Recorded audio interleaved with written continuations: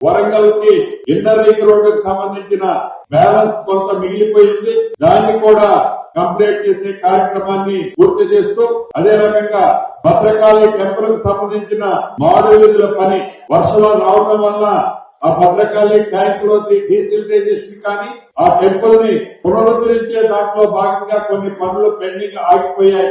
వాటికి సంబంధించింది కూడా ఎలా పూర్తి చేయాలని ఒక టైం లైన్ పెట్టుకొని పూర్తి చేసే కార్యక్రమాన్ని చర్చించుకొని దాన్ని కూడా పరిశీలించడం జరుగుతుంది. ఒక మంచి క్రికెట్ స్టేడియం తో పాటు ఒక స్పోర్ట్స్ స్కూల్ ని కూడా ఏర్పాటు చేసే కార్యక్రమానికి కూడా దానికి తగ్గ ఎస్టిమేట్స్ డిపిఆర్ ను కూడా ప్రిపరేషన్ చేయమని కూడా ఆదేశించడం జరిగింది.